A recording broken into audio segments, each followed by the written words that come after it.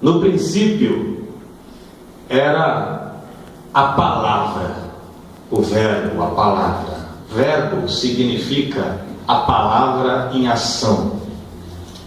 Em termos bem simples, verbo é aquilo que nós temos de instrumento de linguagem, que quando nós falamos, nós estamos declarando uma ação. Verbo é o ato de fazer algo, realizar. A palavra de Deus é uma palavra que faz, que cria. Deus cria a partir de sua palavra. Por isso que o Gênesis diz: haja luz e houve luz. A consequência da palavra de Deus é o acontecimento do que a palavra de Deus propõe. Deus, quando fala, Deus faz. Deus, quando declara, realiza. Deus, quando decreta, constrói ou destrói. Deus cria. Deus é criador. Ele tem essa vontade de criar. Faz parte de sua personalidade divina. Sendo Deus, optou não ser Deus para si próprio. Quis ser Deus para coisas criadas. Mas quando alguma coisa é criada por Deus, é algo que é feito fora dele. Deus cria. Quando Deus cria, Deus inventa algo que exista, que não seja Ele. Logo, por mais perfeita que a criação de Deus seja, a criação de Deus é sempre criação, criatura.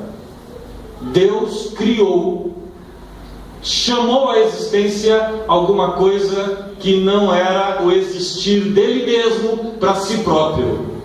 E criou as esferas espirituais, aonde há seres de outras dimensões, que são extraterrestres de fato, porque são angelicais. Deus criou mundos de outras dimensões, paralelas a esse aqui, que são aqueles da espiritualidade, que nós não podemos ver, enxergar. E que com a nossa queda perdemos qualquer sentido para vislumbrar, seja lá o que for que venha a ser destes outros mundos criados por Deus. Por isso que nós não temos interações com anjos, com as vozes, com as formas de Deus falar. Ele nos deixou a palavra escrita, a letra, para que ela, crida, virasse em nós vida. Deu para entender? Então, no princípio, Deus criou os céus e a terra. Negativo. No princípio, Deus era o verbo, a palavra. E o verbo estava com Deus, mas mais que isso, ele é o próprio Deus. Toda vez que Deus é Deus fazendo alguma coisa, é Jesus fazendo. Jesus é Deus em operação. Você está entendendo? Jesus é Deus quando Deus não é Deus em si, quando Deus é Deus para as coisas que Deus fez. Ele estava no princípio com Deus, e todas as coisas foram feitas por Ele, e sem Ele nada do que foi feito se fez. É outra reação ao Gênesis. E Deus criou, e criou, e criou, e criou. Aí João vem e diz: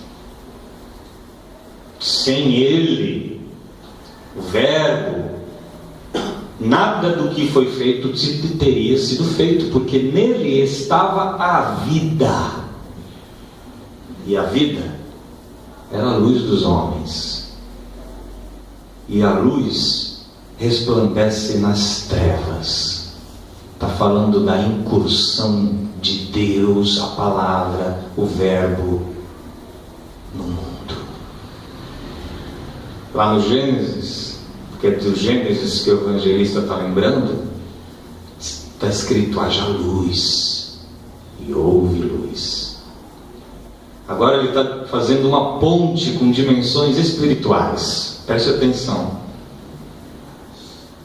Há uma criação de Deus dentro de nós, porque houve trevas. Está escrito em Gênesis que havia trevas sobre a face do abismo, o Espírito de Deus pairava sobre as águas. Havia uma paralisia, houve um período de nada, de vácuo na criação, semelhante à vida humana sem Deus. E agora o João está dizendo que a vida está contida em Jesus, capaz de iluminar todo homem. E agora haja luz no meio de nossas trevas. A luz resplandece nas trevas. Mas aí João disse que o mundo nunca entendeu. Nunca entendeu. As trevas não a compreenderam.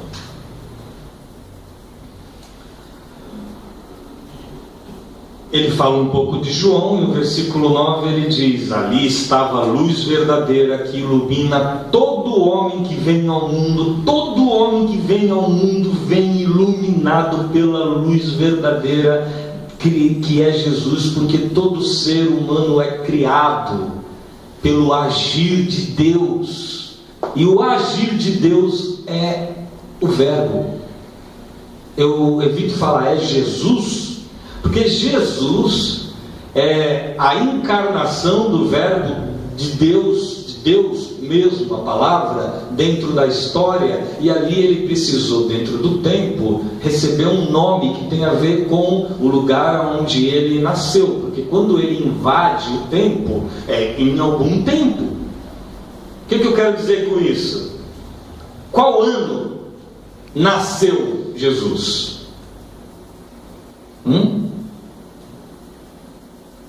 Porque Jesus nasceu dentro do tempo, então foi numa data, numa ocasião, diferente de tudo que ele veio fazendo até agora, que foi na eternidade.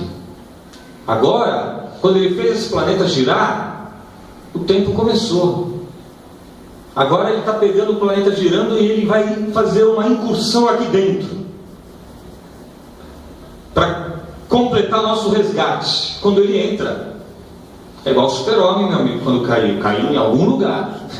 Foi criado por alguém dentro de uma época. O Super-Homem foi inventado em 1960 e pouco, nos Estados Unidos da América do Norte, em cidades do interior americano, e depois numa cidade ou outra inventada, que é Metrópolis e Smallville. Smallville é onde ele foi criado. Então, fazendo um paralelo, por mais ridículo que seja, vocês me permitam, é didático. Deus veio, entrou no ventre de uma virgem judaica, moradora de um lugar chamado Israel, dentro do qual havia um estado, uma província chamada Galileia, ao norte, na qual havia uma insignificante cidade, vilarejo chamada Nazaré. E ela, não podendo conceber lá por conta de uma questão puramente política, era necessário fazer o censo na cidade de origem. José, da tribo de Davi, se deslocou até Belém do Pará, aqui ao norte. Eu pensava que, quando era criança, pensava que Jesus tinha nascido em Belém do Pará. Depois que eu descobri que foi Belém da Judéia, aí eu falei: Deus não é brasileiro mais.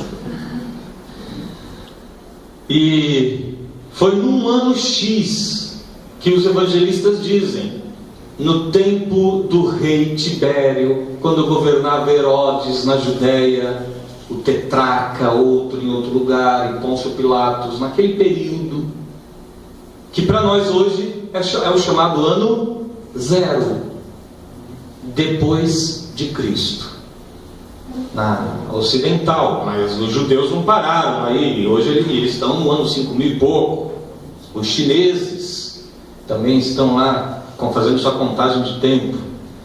Mas ele veio para dentro do tempo. Mas a ação de redenção de Jesus não está condicionada ao tempo, vocês vão entender isso. Ela aconteceu na eternidade. E aí ele vem, estava no mundo, agora ele estava no mundo. O mundo foi feito por ele, e o mundo não o conheceu. Porque não era possível que o mundo o conhecesse. O mundo estava absolutamente separado, distante de Deus, destituído de sua glória, incapaz de percebê-lo. Por conta da queda, lá no Gênesis, nós perdemos toda a nossa sensorialidade espiritual, capacidade de discernimento das coisas de Deus. Quando alguém tinha um discernimento das coisas de Deus, o nome disso era profeta. Esse cara é um profeta, porque ele consegue entender o que se passa no que a gente chamaria coração de Deus e expressar. E aí ele tinha que criar ilustrações que a gente pudesse entender. Daí os profetas sempre trabalharem mediante ilustrações. Jeremias vai até a casa do oleiro, e aí na casa do oleiro ele vê o oleiro trabalhando o vaso, e aí Deus fala com ele na casa do oleiro: não posso eu fazer convosco como o oleiro faz com o vaso, e reconstruir vocês? Não sou eu que posso? E todos os profetas sentiam o sentido de Deus. É um negócio maluco. Não é à toa que todos eram malucos, a maioria com problemas psiquiátricos. Eles seriam chamados hoje esquizofrênicos, bipolares e coisas desse tipo. Gente sozinha, gente metida nas cavernas, que descia dos montes, andava nos vales, gente de uma fé impossível aos demais, e por conta disso cerrados ao meio como Isaías, transpassados à espada, não compreendidos, errantes pelo mundo, peregrinos, homens dos quais o mundo, está escrito, não era digno.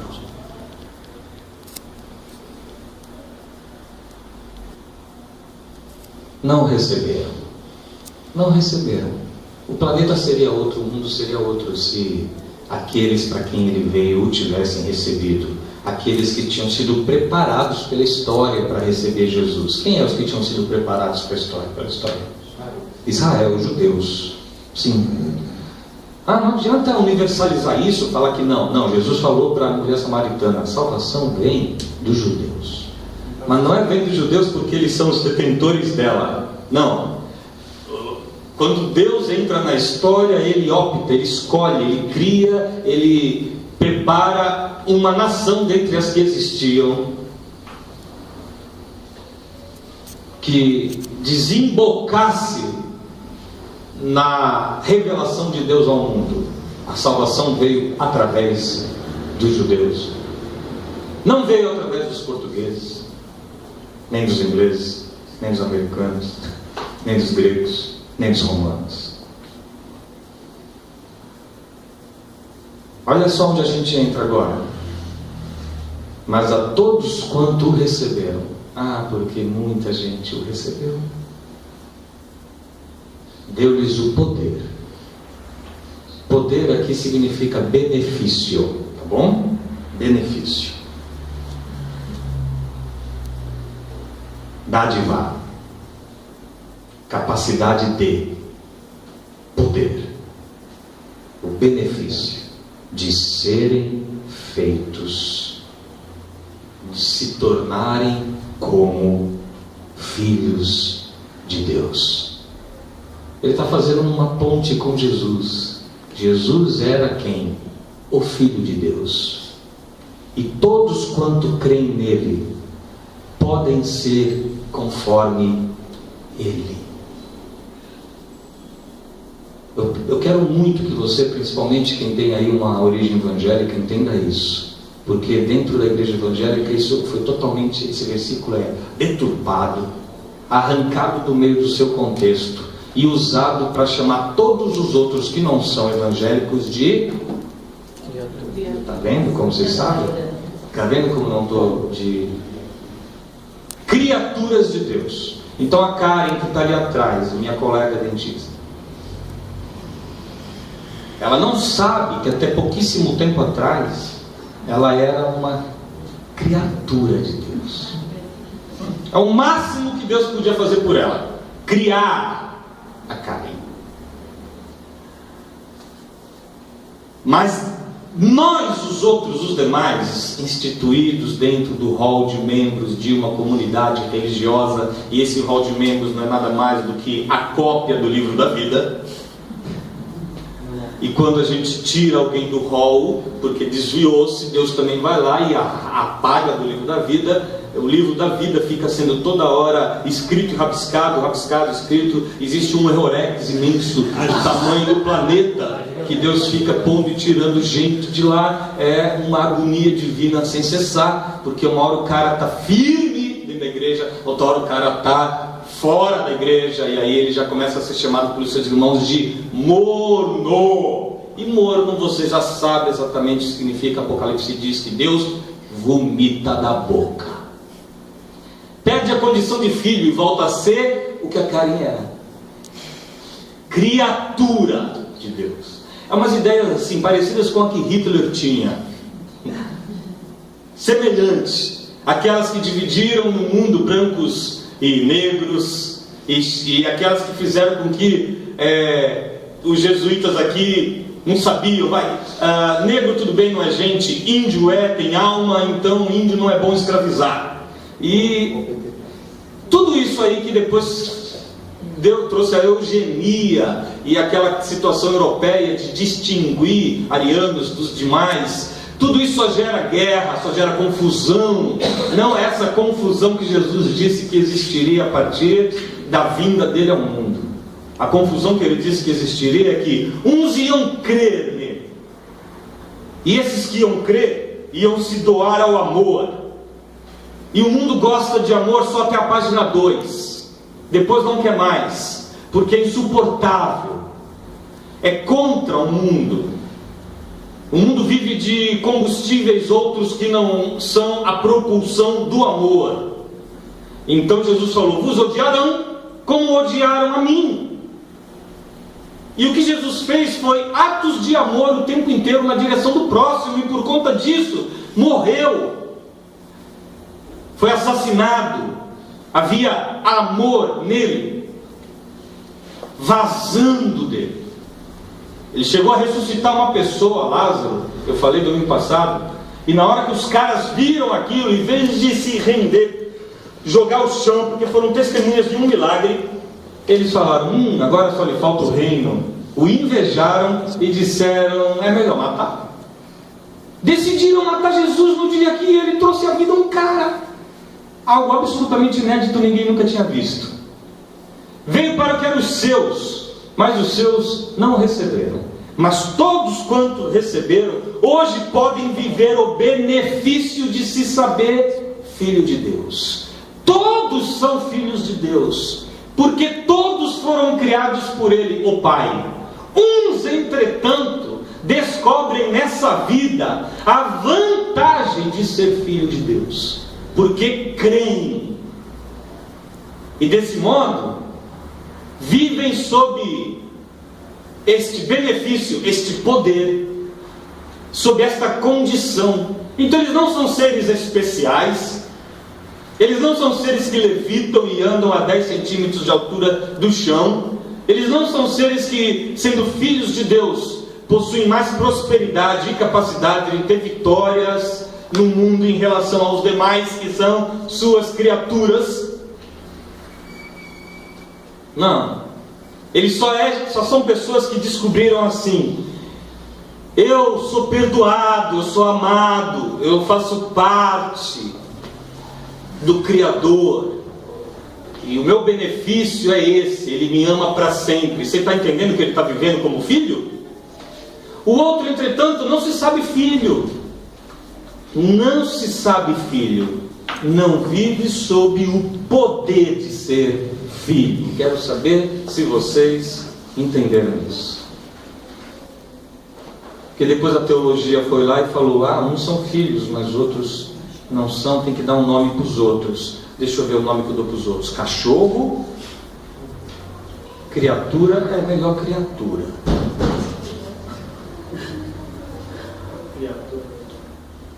Criatura. Complicado é que os filhos não são melhores que as criaturas. E eu encontro muita criatura melhor do que os filhos. E tem algumas criaturas que eu suspeito que sejam filhos e não saibam. E tem alguns filhos que acham que são filhos, mas, meu Deus do céu, estão cada vez mais só criatura. Mas quem são esses? São os que creem no seu nome, os que podem viver sob o poder de serem feitos filhos de Deus. Os que creem. Os que creem. Os que creem conseguem um potencial diferente de vida. Lógico. Olha só, em cascata, Deus vai curando angústias. Em cascata, Deus vai tirando o pânico da morte.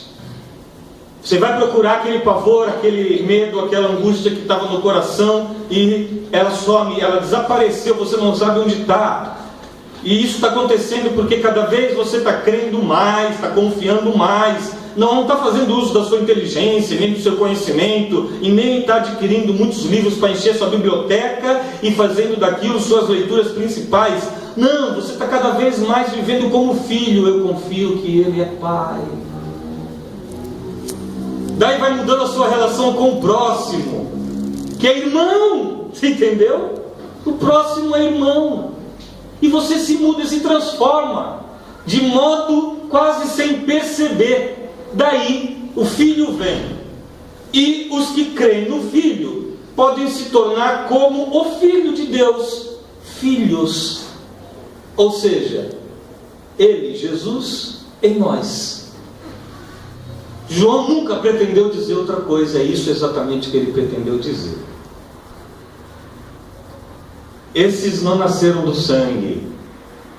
Está dizendo, não são judeus, não têm identidade divina, não têm passaporte celestial, não possuem pedigree, não foram necessariamente batizados ou circuncidados, eles não têm um sobrenome bom, eles não são filhos de Abraão, nem filhos de Lutero, nem filhos do Papa. Eles não nasceram da vontade de homem algum do sangue. Eles não possuem nenhuma linhagem especial. Eles sobrepõem aquilo que veio por meio de Abraão, Davi, e veio até chegar em Jesus. Não são da descendência especial de Jesus, que foi para a França e lá os reis e tal, até chegar no Código da Vinci.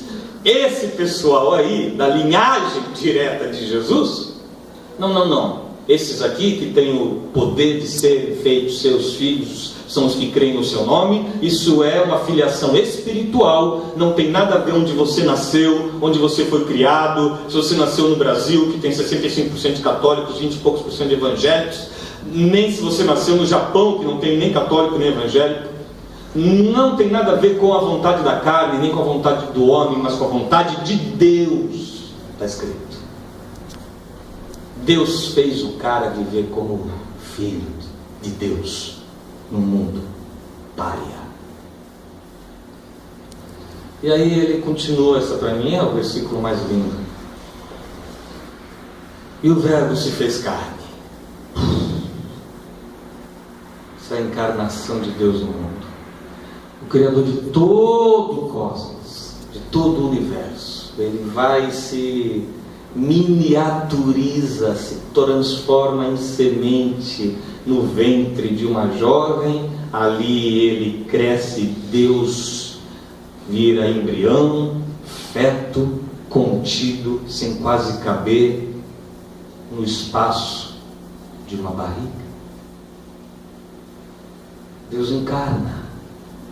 O Verbo se fez carne e habitou entre nós, e vimos a sua glória.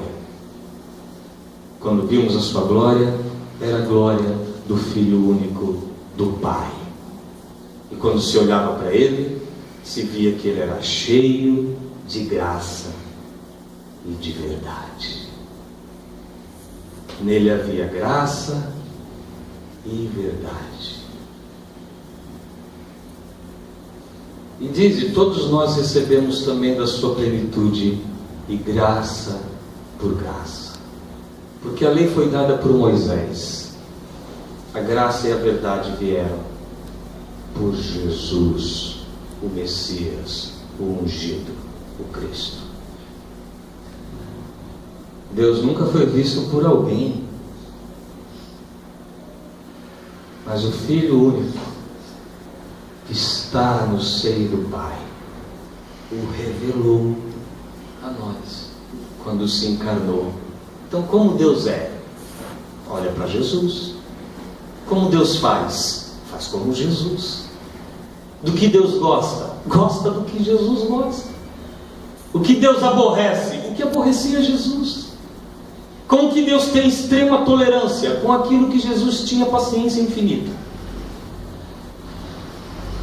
O que Deus pede a paciência? Com aquilo que fazia Jesus perder a paciência. A quem Deus se dedica com especial atenção? A quem Jesus se dedicou com especial atenção. Que sentimentos que havia em nós que Deus superestima? Aqueles que havendo em nós, Jesus superestimou. Que sentimentos que há em nós que Deus nos repreende? Aqueles que em nós Jesus repreendeu. Você entende isso? Ninguém viu a Deus, ninguém o sabe, ninguém o conhece, ninguém o discerne, ninguém conhece sua forma. Ele é espírito, não tem forma. Ninguém dele sabe coisa alguma, porque se souber, como saberá? Ele não é Deus, ele não consulta homem algum, ele não fala de si para ninguém, ele não frequenta nossos divãs. E o que é que de Deus se sabe? Aquilo que seu Filho, que viveu a eternidade no seu seio, isso significa assim, no seu interior.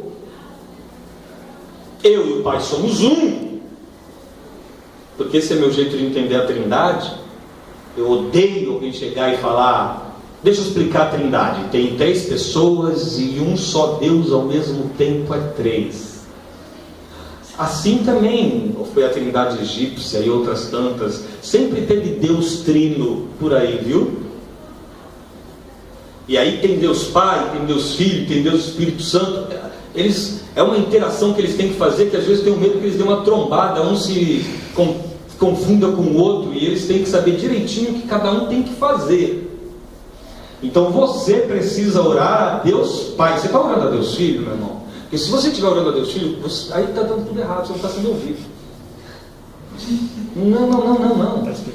Está explicado. É orar a Deus, o Pai, em o nome de Deus, o Filho, por meio de Deus, o Espírito. Então existe todo um organograma celestial. Existe uma passagem escritorial. Deus está todo setorizado.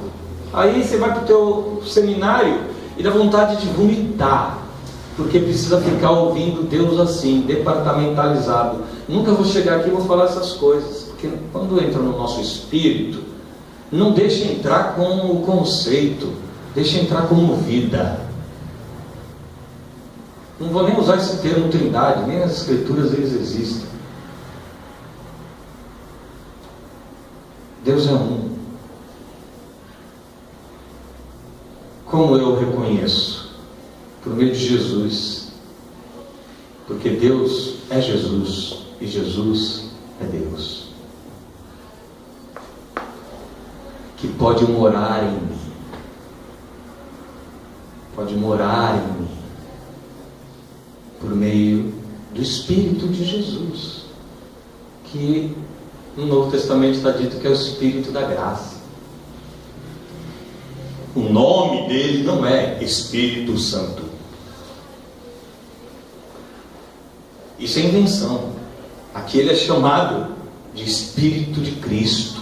de Espírito de Jesus, de Espírito Santo, de Santo Espírito, de Espírito de Deus, de Espírito da graça, de Espírito da verdade. O que é isso? Deus em nós. Deus existia para a sua criação, só que essa criação está toda quebrada, caída, afastada. Aí Ele se mete nela e se faz carne. Quando Ele se faz carne, você só não encontra em algum lugar fisicamente. Deus está ali, Jesus está ali. Jesus não pode estar ali e aqui ao mesmo tempo, porque Ele se fez carne. Se fez carne significa, vive agora sob as limitações da carne. Por isso Ele falou, quando eu for vai ser bom, porque aí vem o Consolador. Consolador é eu em espírito dentro das consciências de vocês. Aí vocês serão capazes de fazer obras muito maiores do que a que eu fiz, porque eu curei aqui e ali, mas vocês vão poder construir um mundo de cura. Vamos concretizar, vocês vão poder construir hospitais, vocês vão poder construir ambientes de guerra, grandes campanas de acolhimento do sofrimento humano. Vocês vão poder inventar o médico sem fronteira. Obras maiores do que eu vocês vão poder fazer. Vocês vão poder inventar cura para um monte de doenças. Vocês vão poder fazer obras maiores do que a que eu fiz.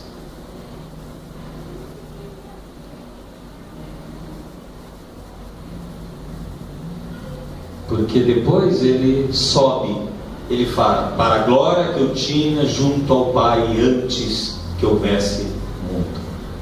Ele vai e não nos deixa órfãos, manda a si mesmo habitar no coração de cada um que crê. E agora o Pai vai sendo revelado. O Pai que foi revelado em Cristo agora vai sendo revelado no nosso coração também. Você entendeu? Para nós e por meio de nós, louvado seja o nome dele. Se você parar para pensar como eram as coisas no princípio, você tem que ver até coisas de níveis mais profundos, que eu tentava muito ensinar na igreja, e eu me alegrava tanto quando alguns conseguiam entender. Porque Jesus antecede a criação. O Verbo vem antes da criação. E Jesus é o Cordeiro de Deus. Em Apocalipse está escrito que o Cordeiro de Deus foi sacrificado, imolado, antes da fundação do mundo. Você consegue entender isso? Mas como pode ser antes da fundação do mundo, se Jesus foi de fato crucificado no ano 33 DC? Erraram lá, não é exatamente esse ano. Como é que pode? Jesus morreu no ano 33 DC e salvou o mundo, os que creem, ou Jesus morreu antes da fundação do mundo, conforme alguns outros trechos das Escrituras? Me diga o que você acha. A Karen, tadinha, que é criatura de Deus, já não conseguiu alcançar para ir embora. Mas você que é filho e está aqui, me diz. Afinal, Deus criou e depois lá no ano 30 e pouco redimiu a criação caída? Ou Deus primeiro redimiu e depois criou o que Ele ia redimir? Me dá uma opinião aí.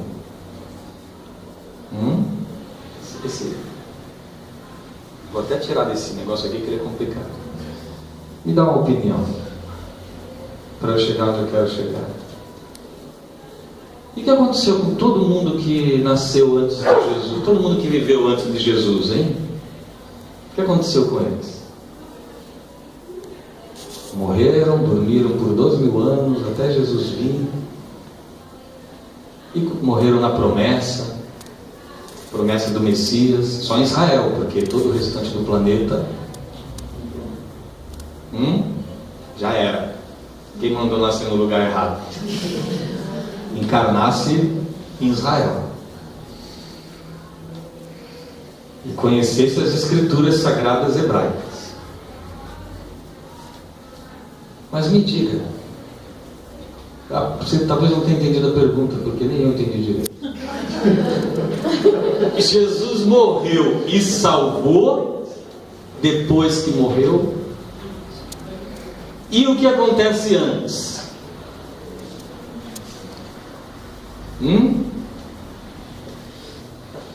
E os antes? Antes, morreu. Você morreu 1 ano antes de Jesus nascer.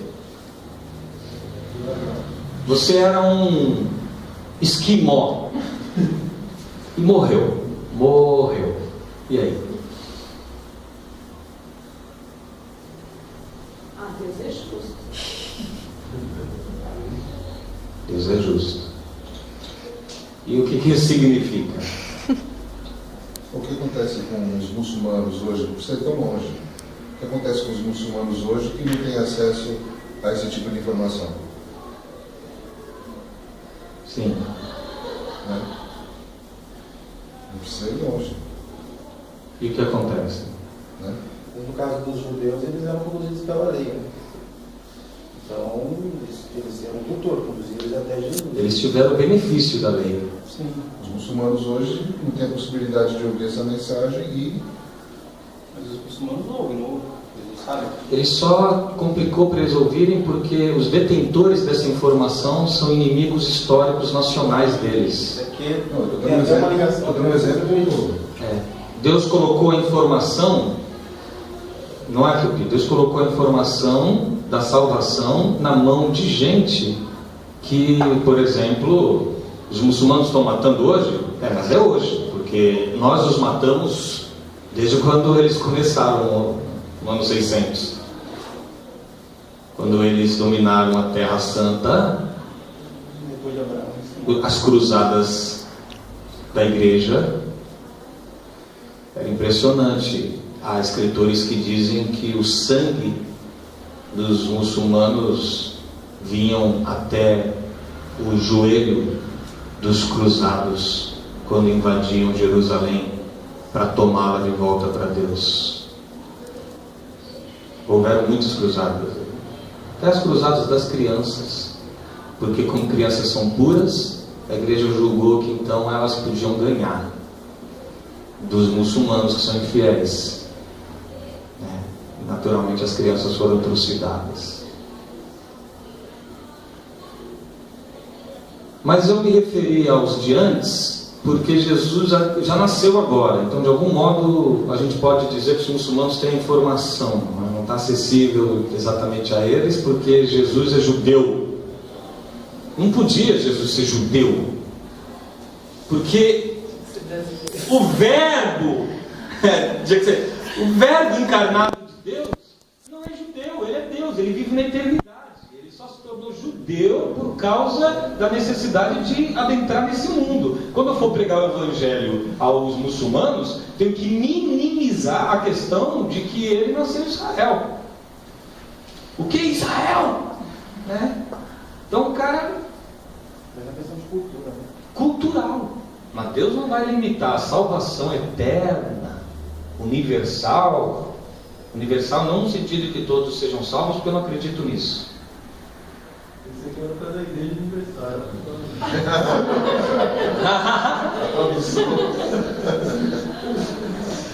Não, tem universalismo. Existe universalismo, que é a crença de que todos, crendo ou não crendo, serão salvos. Não encontra respaldo na Bíblia essa tese. Até eu gostaria de acreditar nela. Mas eu fico pensando de fato o que acontece com todo esse pessoal. Aquele lá falou, Deus é justo. Sim, Deus é justo, julgará cada um conforme aquilo que cada um pôde alcançar, conforme aquilo que cada um viveu, pôde entender, compreender no coração. Deus julga o coração do homem. Não tem problema, pode nascer em qualquer lugar da história, em qualquer geografia do mundo. Deus sabe exatamente o que faz com os seus. Deus é justo e ama, e por fim a misericórdia triunfará sobre o juízo, está escrito. Nós vamos ter surpresas impressionantes. Até aqueles que nem sabiam que pertenciam a Ele vão dizer no final: quando foi que fizemos isso para Ti? Quando fizestes a um dos meus pequeninos, venham benditos do meu Pai. Outros que por outro lado falaram: Senhor, em Teu nome operamos milagres, expulsamos demônios, fizemos maravilhas em Teu nome construímos coisas. E pegando o gancho do irmão, a gente até refez o templo de Salomão, a gente refez a arca que Indiana Jones não encontrou. A gente é o cara. Não vou aplicar diretamente a essa instituição, nem isso farei. Mas a esses que diziam: operei milagres em Teu nome, não vos conheço. Caramba, operei milagres em nome de Jesus. E Ele será capaz de dizer a esse que só conhece o seu nome histórico, carteira de identidade de Jesus, RG de jovenzinho judeu. Ele conhece isso, o nome, mas não conhece a pessoa a qual o nome pertence. Porque o nome pertence à pessoa, e não a pessoa ao nome. Eu posso falar o nome de Jesus e dizer Jesus Cristo é o Senhor, sem me referir à pessoa. É o que João quis dizer quando digam: cuidado, provai os espíritos, para ver. Os espíritos é as pregações, não é os diabos. Provai os espíritos para ver se procedem de Deus. Como? Se eles testificarem que Jesus veio em carne, que Jesus não é nome, é carne, que Jesus não é seu nome, Jesus é Deus encarnado, e que Jesus é o Verbo que habitou entre nós e vimos sua glória, glória como unigênito do Pai, cheio de graça e verdade. Se o nome for compatível com a pessoa, e a pessoa com o nome, é de Deus. Do contrário, se esse espírito negar, como o gnosticismo estava fazendo na época de João, que Jesus veio em carne, e que ele era uma espécie de fantasma, e que ele não assumiu a forma humana, não se apresentou como servo dos homens, não assumiu figura, não se encarnou, não se limitou, não se fragilizou, porque os gnósticos achavam que era matéria, era podre, então Jesus nunca podia ter se tornado matéria. Era esse o contexto de João, que ele estava rebatendo lá, e aí ele está dizendo: não vem de Deus. Por isso que é muito simples hoje. Espíritos, que é modo de ser, falar, agir, que falam em nome de Jesus, entretanto, aquilo que estão dizendo é incompatível com a pessoa de Jesus, ou seja, falam de Jesus sem fazer exatamente o contrário do que ele faria, não procedem de Deus. Foi uma cruz que foi à frente nos cruzados destruir muçulmanos na Terra Santa. Foi em nome de Jesus. Mas não correspondia à pessoa de Jesus, porque quando João quis derrubar fogo do céu contra os samaritanos, Jesus falou: vós não sabeis de que espírito sois, provai os espíritos, para ver se procedem de Deus. Aquele que estava em João nessa época quer que eu mande mandar fogo do céu para matar esses porcos samaritanos, ou esses muçulmanos, ou esses argentinos, ou esses corintianos, ou todo mundo que eu não gosto, e que eu quero que vá para o inferno. Jesus fala: esse teu espírito não é o meu espírito. E olha aqui, João, você anda comigo, mas o teu espírito não é o meu espírito. É sério. Agora deixa eu lhe dizer o que eu quero dizer com isso aqui. Jesus nasceu aqui, ó, no meio, está vendo a cruz? Então esse aqui é o túnel do tempo. Como é que nós vemos a história? Passado, presente e futuro, não é? Você tem o passado, tem o presente e tem o futuro. O presente é esse aqui que nós estamos vivendo agora. O passado é tudo que foi do minuto distante último para a criação do mundo. Então, aqui você pode pôr o que você quiser aqui. A gente viu o vídeo da criação do mundo, não foi? Então você pode colocar aqui as primeiras eras. E o que é isso que eu estou vendo aqui? Isso aqui somos nós. Não sei onde você nasceu aqui.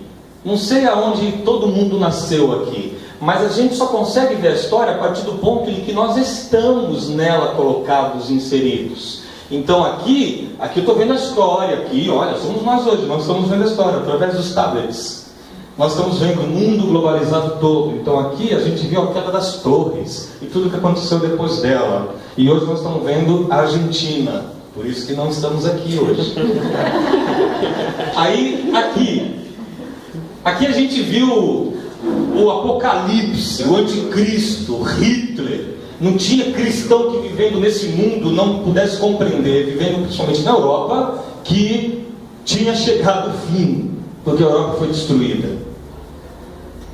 Mas aqui mais atrás, quem está aqui está vendo outras coisas. Depende se nasceu na Europa, está vendo a Revolução Francesa, se nasceu na China, nunca teve contato nenhum com o mundo ocidental e está vivendo a experiência de ser um chinês lá naquela vida que tinha de plantar arroz e comer arroz todos os dias, e a cultura chinesa e todos os seus deuses e tudo que lá existe, e o Confúcio e as filosofias orientais. Aqui, quem viveu aqui testemunhou Jesus encarnado. Mas esses aqui, um pouquinho antes, não. Eles estavam, se eles fossem Israel, eles estavam presos na Babilônia. Mas se eles tivessem nascido aqui, na América, onde nós estamos, eles eram índios, canibalizando uns aos outros. Você está me entendendo? E agora? Então o que aconteceu com esses todos? Esses viveram da promessa. Que raio de promessa o índio canibal na América do Sul viveu? Não, esses aqui, Israel, eles viveram na promessa. Olha a lei trazendo eles. Olha aqui Abraão, você está vendo o que é Abraão? Abraão, aqui é Davi recebendo a promessa de que então Deus por meio dele daria para ele um trono eterno, sempre em Cristo. A partir de sua descendência viria aquele, o Messias, salvaria o mundo. Mas isso aqui é Israel. Aqui está acontecendo outra coisa. O Império Assírio. Eu não sei onde você nasceu. Dependendo de onde você nasceu, você pode ter nascido no colonizador. Dependendo de onde você nasceu, você pode ter nascido no colonizado. Dependendo de onde você nasceu, você pode ter vivido um período de paz. A Pax Romana, por exemplo, era legal ser um colono romano. Pensa que não? Porque por quase 1000 anos ninguém invadia lugar nenhum, porque ninguém queria lutar contra as legiões romanas, até que vieram os bárbaros, os doidos, os vikings lá da Escandinávia e destruíram tudo. Mas de repente você nasceu aqui. Aqui foi a guerra dos 100 anos entre a França e a Inglaterra. Você percebeu aqui? A guerra dos 100 anos entre as França. Sabe o que é isso? Que se você nasceu no 10º ano da guerra dos 100 anos e você nasceu em Paris, você passou todos os anos da sua vida em guerra. Você está entendendo? Fora que você pode ter tido anos muito, muito curtos, porque é igual filhote de animal. De cada 7 filhos que você tinha, 3, 4 vingavam. O resto morria antes do 1º ano. É muito recente a possibilidade de que as crianças ultrapassem o 1º ano por conta das vacinações que nos protegeram. Bom, não é aula de história. É assim que a gente vê o mundo. É assim. Agora olha por aqui. Isso aqui são os buracos que a gente vê a história. Não sei se agora que eu falei isso, talvez eu não tenha entendido. São os buracos. Se eu meter o olho aqui, eu estou vendo um frame da história. Um frame da história. Se eu meter o olho aqui, eu estou vendo outro. Se eu meter o olho aqui, eu estou vendo outro. Aí eu não consigo entender a história. Porque eu não estou vendo nem o que virá depois, eu estou vendo só aqui. É aqui que eu vejo. Para mim tem antes e depois. Aqui teve um dilúvio, Dilúvio. Aí esse pessoal morreu afogado. Passou todo esse tempo aqui afogado, morto. Aí Jesus morre. Aí Pedro diz que ele desce à morte, desce à sepultura, ao Hades, e prega aos espíritos em cadeia. vírgula, aqueles que pereceram quando Moisés construiu a arca e o mundo antigo foi exterminado.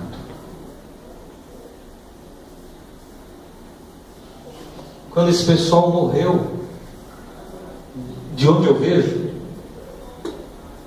eles passaram todo esse tempo mortos, ó. Porque eu vejo de dentro do templo, você está entendendo? Como é que Deus vê a história? Deus não vê a história assim. Deus vê a história assim, ó. Deus não vê por aqui. Deus vê por aqui, ó. Agora imagina que você está vendo por aqui. Você está vendo por aqui. Por aqui o que você vê? Tudo. Tudo acontecendo agora, ao mesmo tempo. Tudo no que a própria teologia chama de o agora eterno de Deus. Deus vê assim. Olha a gente vendo aqui, ó. Mas Deus vê assim. Eu fiz isso aqui hoje à tarde, foi uma desgraceira fazer isso aqui. Mas o jogo estava tão desinteressante do Equador e da Suíça que eu fiquei fazendo. Olha, Deus vê tudo. Agora aqui põe tudo, sobrepõe tudo, está tudo no mesmo painel, está tudo no mesmo quadro. Revolução Francesa, Revolução Industrial, dilúvio, está tudo junto, está tudo no mesmo negócio. Nossa, Israel e o descobrimento do Brasil também. Isso aqui, PT, Deus está vendo tudo. Deus está vendo tudo. No agora eterno. Então você que está vivendo esse momento não está entendendo. Copa do Mundo, Deus está vendo todas. Todas ao mesmo tempo. Tudo já. Só que o Cordeiro de Deus foi sacrificado antes da fundação do mundo. Deus olha a história através da redenção dela em Cristo. Deus primeiro redime as coisas criadas e depois cria as coisas que serão redimidas. Isso não é para entender. Eu também não entendo. Porque nosso cérebro não está preparado para conceber as questões eternas. Tá bom? Faltam os neurônios, ele não tem para isso. O que eu estou querendo dizer, como Deus vê. Agora dá para entender o que aconteceu com esse pessoal aqui, ó. Não sei falar detalhes, não me pergunte detalhes, não me cabe detalhes. Sabe esse pessoal aqui, esse aqui quem é? Dilúvio. Tá vendo? Não sei como ser identificado, mas esse é o dilúvio. Quem está aqui? Quem está aqui? Você nasceu aqui, você. O que aconteceu com você? Morreu afogado. Ah não, mas eu fui um bom cara, eu podia ir para a arca. Ah não, que isso? Você sabe quem foi para a arca, só foi Noé e sua família. Você morreu aqui. Que desgraça ter nascido aqui. A maldade no mundo era terrível. Esse pessoal aqui, olha, você acha que vai ter que ficar esperando Jesus vir para então, lá não sei onde eles estão, na sepultura, no Hades, ou no inferno evangélico, ou no purgatório católico, eles estão esperando Jesus vir? Não, Deus vê assim. Tá. Quando eles morrem, eles estão fora do tempo, e lá na eternidade, está escrito, Pedro disse, que Jesus foi e desceu aos espíritos em cadeia e lhes pregou a boa notícia de que eles podem ser libertos. Eles morrem e se deparam com a pregação Quer dizer, até quando morre, da redenção. ainda tem a oportunidade de ser salvo. Não tem esse espaço de tempo, porque não tem tempo na eternidade. Não tem tempo na eternidade. Mas quando eu estou aqui, mas não, Paulo disse que a gente dorme, Alexandre. Paulo disse que a gente dorme quando morre. Não, esse é o nosso ponto de vista, é o ponto de vista humano. O escritor de Eclesiastes fala isso o tempo todo. Não há diferença entre um morto, um homem morto e um cão morto. Sim, olha para os dois. Não há diferença. É uma visão existencialista, é daqui. Por isso que Paulo fala do jeito que a gente pode entender. Eles dormem. Os que dormem no Senhor vão ser despertados um dia lá atrás. Isso é sob o ponto de vista de quem está vendo. Eu estou vendo um camarada morto na sepultura. Ele parece tanto comigo dormindo. Ele está dormindo até onde eu vejo. Ele não se mexe. Ele não tá vendo, não tem vida. Agora, a condição eterna dele, do espírito dele que não morre, é outra. A partir de onde eu não vejo. E aí, dentro das Escrituras, está revelada uma série de vezes. Jesus, por exemplo, disse para o ladrão ao lado: estarás comigo no paraíso depois de dormir 2.270 anos, e aí eu resolver voltar, você estará comigo no paraíso. Foi isso que ele disse? Não, porque ali é sobre a ponto de vista de Deus, é a ótica de Deus, é o conceito de Deus. Você vai estar hoje comigo, hoje, porque morreu para Deus, virou o agora eterno sempre. Não sei as implicações de tudo isso, se quando eu morrer eu encontrarei você. Não sei isso, não estamos estudando o Lost, o filme Lost. Não sei as implicações disso. Eu francamente não fico pensando nelas. Eu não sou teólogo, nem filósofo, nem nada desse tipo. Eu só sei que Deus vê a história assim. Isso não me traz confusão, isso me traz paz. Quando Deus cria alguma coisa fora dele, Ele já cria aquilo redimido para Ele.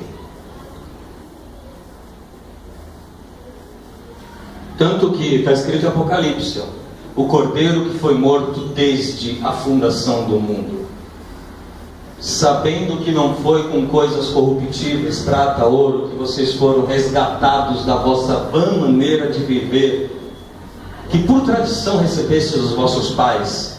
Não foi resgatado por isso. Vocês foram resgatados com o precioso sangue de Cristo, como de um cordeiro imaculado, incontaminado, o qual na verdade em outro tempo foi conhecido, ainda antes da fundação do mundo. Ele já era o que ele era antes da fundação do mundo, mas manifestado nesses últimos tempos. Manifestado nesse último tempo por amor de vós. Aqui, ele estava falando com esse pessoal aqui. Quem escreveu aquilo estava aqui. Acabou de ser manifestado. Mas não é assim. Na eternidade, Deus ama o que vai criar e cria o que amou. Você está entendendo? E é tão interessante que aí eu perguntei aqui como é que fica o pessoal de antes de... O que é isso aqui? AC/DC? Não é o conjunto de rock, que é antes de Cristo e depois de Cristo. A história dividida. Então você quer a história dos salvos, né, e dos que, tendo negado a Cristo, vão para o quinto dos infernos. E essa aqui é a história de... Todos estão no quinto dos infernos. Porque Deus teve o descalabro, a pachorra, de em vez de matar Jesus aqui, matar aqui. Ah, brincadeira. É que o sacrifício de Cristo serve para todos os tempos. É o que eu quero dizer, que ó, vindo a plenitude dos tempos, aquela que Deus julgou que era o ápice. Plenitude é isso aqui, ó. A ponta, o ápice, a plenitude, o tempo ideal, o tempo cheio, completo. É por isso que aí você entende o Império Romano, aí você entende uma condição onde o mundo estava globalizado, cheio de estradas para todo lado. Aí você entende que como hoje a língua universal era o inglês, naquela época a língua universal era o grego. E todo mundo falava a sua língua, eu grego. Igual hoje se fala a sua língua, eu inglês. Ele julgou que aquela era a plenitude dos tempos, o ápice, a ponta. Na plenitude dos tempos Deus enviou seu Filho. E agora ele está dizendo que isso é uma coisa histórica. Ó, histórica, não veio um fantasma. Não, nascido de mulher, eu já disse aqui. Nascido sob a lei, dentro de um país, um lugar, Israel, judeus, em Gálatas 4:4. Na plenitude, na ponta, Jesus morre ali. Jesus redime ali. Só que espiritualmente isso aqui não é assim. Enviou seu Filho e Ele morreu por nós na plenitude dos tempos. Seu sangue foi derramado sobre toda a história. Deus não perdeu o controle da história, mano. Não perdeu. Deus é Deus. Não é Deus de católicos, de evangélicos, de espíritas, de budistas. E budista não é mesmo, né? Você que é cristão sabe, né? Deus não é Deus dos cristãos. Deus é meu Pai. Deus é seu Pai. Deus é Pai de todo aquele que Ele criou. Uns, entretanto, sabem e vivem o benefício do saber. Porque para viver nesse mundo tem que saber. Tem que saber que Deus perdoa, tem que saber que Deus ama, tem que saber que Deus reconcilia, tem que saber que Deus corrige, e mesmo quando é contra mim é a meu favor, para meu bem. Tem que saber. É complicadíssimo viver nesse mundo sem espiritualidade. A Europa está fazendo isso e está complicado demais. Os países com índice de suicídio, especialmente de jovens, são os países mais desenvolvidos, porque eles se entregaram a outro Deus. Ele se chama Mamon, Deus da grana, o Deus do consumismo desenfreado, da insatisfação total. A ausência de qualquer coisa me faz perecer demais e não há sentido para a vida, porque também não há luta. Logo, saia daqui para fora e fale aos demais acerca deste Deus, teu Pai. Pai de todos que creem. Pai de todos, especialmente dos que creem. Paulo diz. Para que saibam viver este mundo conforme Jesus. Acerca do outro, por favor, abandone de vez a soberba de julgar, seja lá o que será, acerca do seu irmão. Pode falar aqui. Por isso que é tão difícil aceitar essa questão dos escolhidos, né? Porque aí já parece algo injusto. Porque só uns são escolhidos. Os escolhidos. E outros não. Uhum. Então, essa questão é complexa. Né? Para Paulo, quando chama eleitos, ele fala os eleitos de Deus, nem deveria ser, não era complexo, mas quando vira teologia e quando vai para os seminários, fica horrível, porque os caras estudam Deus como quem estuda matemática, querem fazer uma fórmula, fica horrível.